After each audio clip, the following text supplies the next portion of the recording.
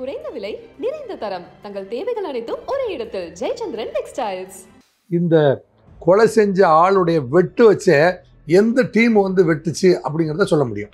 அதில் வந்து இந்த மெத்தட் ஆஃப் ஆப்ரேஷன், ஆம்ஸ்ட்ராங்குடைய மெத்தட் ஆஃப் ஆப்ரேஷன் இருக்குது பார்த்தீங்களா, அது வந்து சிடி மணியுடைய மெத்தட் ஆஃப் ஆப்ரேஷன் அதில் மிக்ஸ் ஆகிருக்கிறது தெரிய வருது. தென்சென்னையில் வந்து தேனாம்பேட்டை பகுதியிலேருந்து பிறந்து வளர்ந்தவர் தான் வந்து சிடி மணி. இவருடைய பேர் வந்து மணி என்கின்ற மணிகண்டன். இவருக்கு வந்து இவர் ஆரம்பத்தில் வந்து சிடி, திருட்டு சிடியை தயார் பண்ணி திரைப்படமெல்லாம் வந்து ரிலீஸ் ஆகுது பார்த்தீங்களா, ரிலீஸ் ஆகி ஒரு நாள் 2 நாளுக்குள்ளேயே வந்து தியேட்டருக்குள்ளேயே போய் உட்காந்து ஆப்பிள் ஐஃபோனு அல்லது கேமராவை வந்து வச்சு அந்த படத்தை அப்படியே வந்து கேட்ச் பண்ணி அதை வந்து சிடியாக மாற்றி தமிழ்நாடு முழுவதும் விற்பனை. 4 முறை இவருக்கு வந்து குண்டர் சட்டம் போட்டிருக்காங்க. குண்டர் சட்டத்தில் போனதுக்கப்புறமே வந்து இவர் தன்னுடைய வேலையை குறைத்து கொள்ளவில்லை.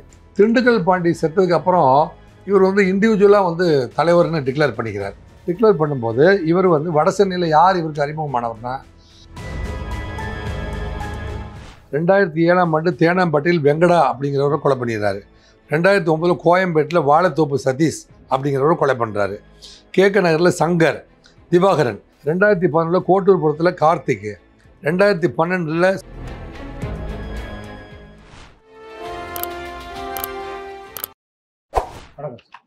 வணக்கம்.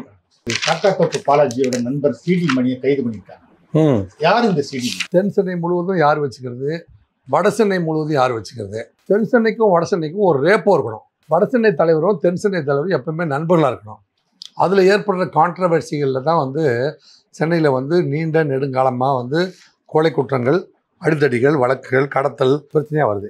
தென் சென்னையில் வந்து தேனாம்பேட்டை பகுதியிலேருந்து பிறந்து வளர்ந்தவர் தான் வந்து சிடி மணி. இவருடைய பேர் வந்து மணி என்கின்ற மணிகண்டன். இவருக்கு வந்து பெரிய மேஸ்திரி இருக்காரா அப்படின்னு கேட்குற அளவுக்கு மேஸ்திரி மாமூல் வாங்கக்கூடியவர். இவர் பெரிய மேஸ்திரின்னு ஒரு பேர் இருக்குது. பெரிய மேஸ்திரின்னு யார் கூப்பிடுவாங்கன்னா, சின்ன சின்ன தாதாவெல்லாம் கூப்பிட மாட்டாங்க. பெரிய மேஸ்திரி மேஸ்திரிக்கெல்லாம் மேஸ்திரி அப்படின்னு அர்த்தம்.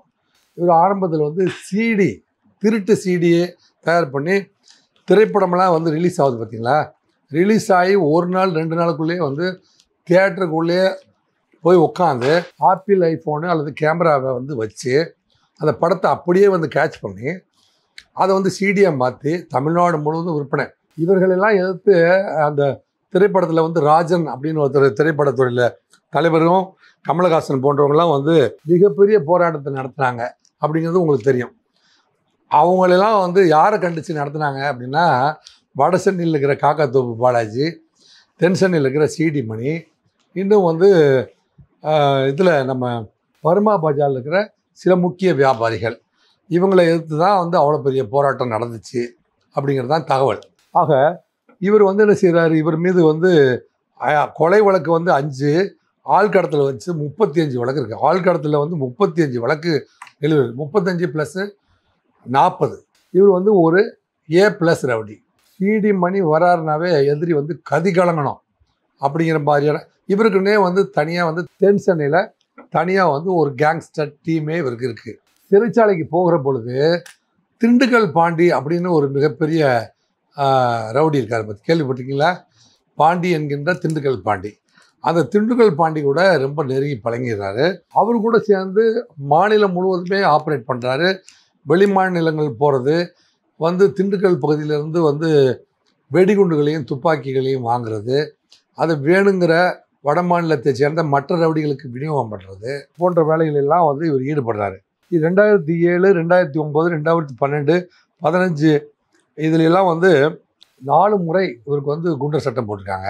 குண்டர் சட்டத்தில் போனதுக்கப்புறமே வந்து இவர் தன்னுடைய வேலையை குறைத்து கொள்ளவில்லை.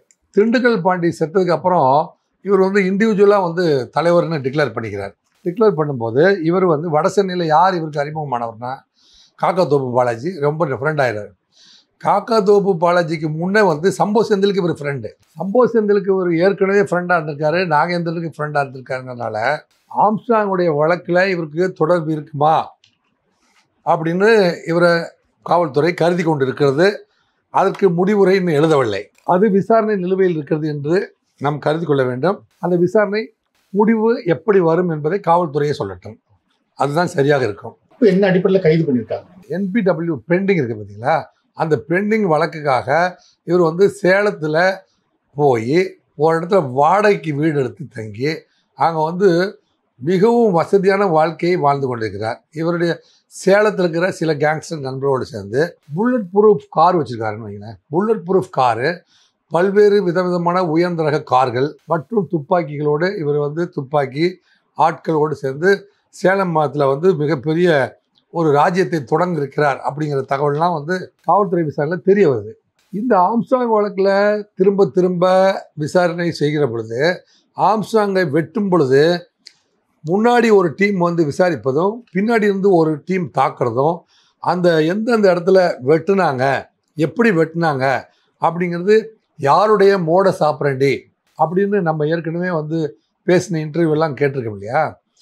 இந்த கொலை செஞ்ச ஆளுடைய வெட்டு வச்சே எந்த டீம் வந்து வெட்டுச்சு அப்படிங்கிறத சொல்ல முடியும். அதுக்கு இப்போ தான் வந்து மோடஸ் ஆப்பரண்டி அல்லது செயல்முறை குற்றம், என்ன மாதிரியான செயல்ஸ் யார் செய்வா அப்படிங்கிற மெத்தட் ஆஃப் இன்வெஸ்டிகேஷனை வந்து காவல்துறை வைத்து அதில் வந்து இந்த மெத்தட் ஆஃப் ஆப்ரேஷன் ஆம்ஸ்ட்ராங்குடைய மெத்தட் ஆஃப் ஆப்ரேஷன் இருக்குது பார்த்தீங்களா, அது வந்து சிடி மணியுடைய மெத்தட் ஆஃப் ஆப்ரேஷன் அதில் மிக்ஸ் ஆகிருக்கிறது தெரிய வந்திருக்கு.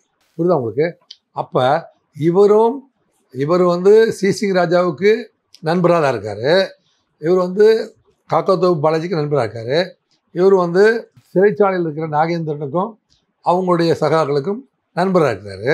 இவருடைய நண்பர் சிசிங் ராஜா தான் வந்து அந்த ஸ்விக்கி ட்ரெஸ்ஸை வாங்கி கொடுத்தாரு அந்த டீமுக்கு அப்படிங்கிற தகவலும் இருக்குது.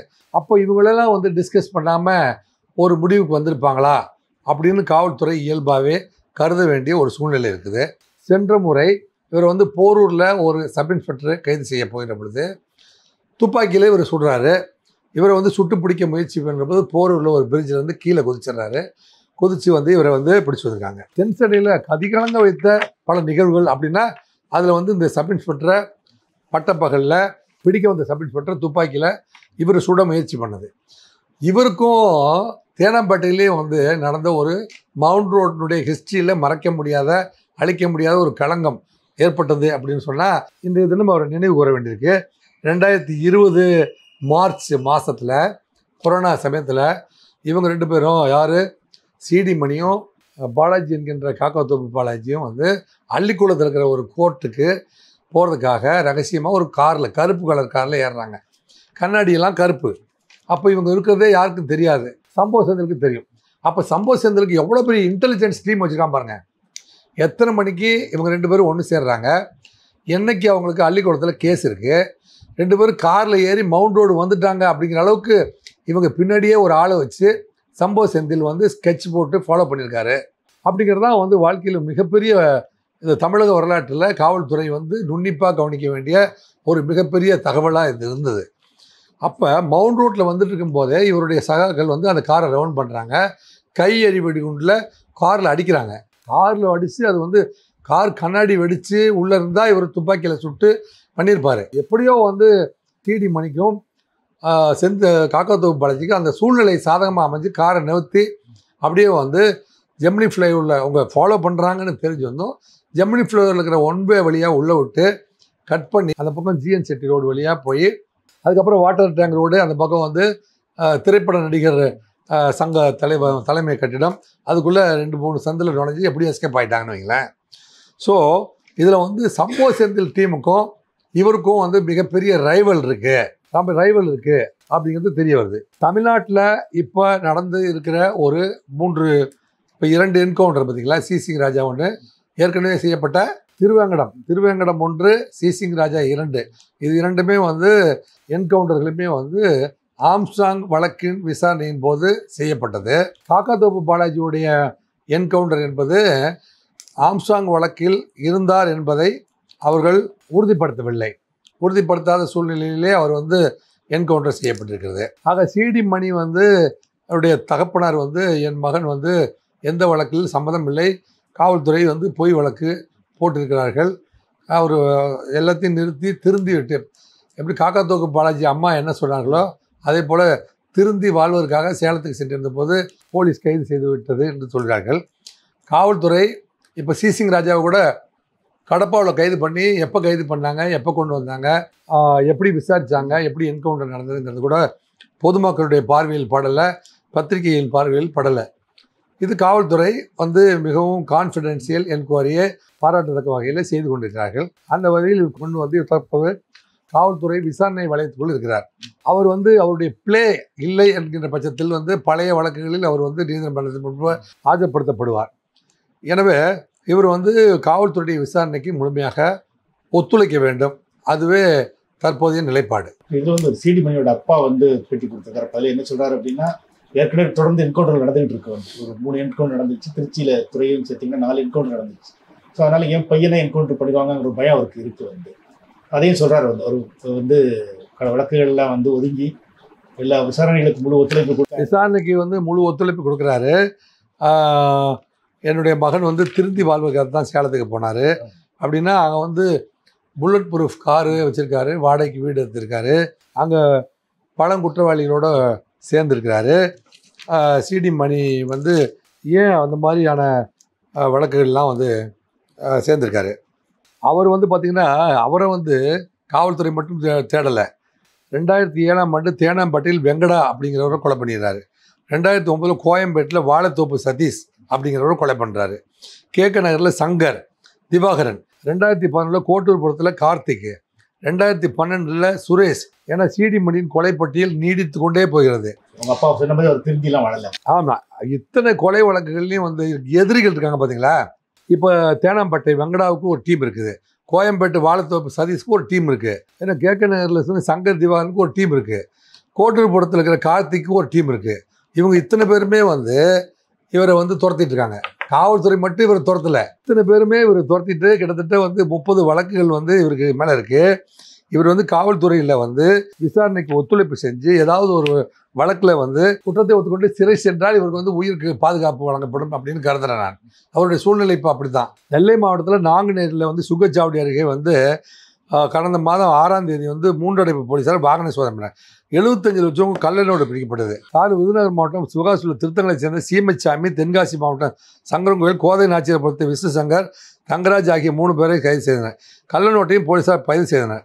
தொடர்ந்து விசாரித்த போது பணம் இரட்டிப்பு செய்ததாக இந்த வழக்குகள்லேயும் வந்து இவர் கள்ளநோட்டு வழக்குகள்லாம் வந்து இருக்கு. தமிழ்நாடு முழுவதும் வந்து எங்கே குற்றம் நடந்தாலும் அதில் வந்து சிடி மணியுடைய பங்கு இருக்கிறது அப்படின்னு சொல்கிற அளவுக்கு வந்து இந்த கேங்ஸ்டர் நில உலக தாதா சாம்ராஜ்யத்தில் வந்து இவர் வந்து பெயர் பெற்று விட்டார். இவர் வந்து தற்போது கொண்டு வந்து காவல்துறை நேர்மையான முறையில் விசாரிச்சிருக்கும். விசாரணை முடிவில் வந்து காவல்துறை என்ன முடிவெடுக்கிறது, இவருக்கு வந்து சட்டப்படியான தண்டனையை பெற்றுத்தர முயற்சி செய்யும். அதற்கு அவர் ஒத்துழைப்பு கொடுக்க வேண்டும் என்ற வகையில் இந்த டிஸ்கஷனை முடிச்சுக்கலாம். நன்றி, வணக்கம்.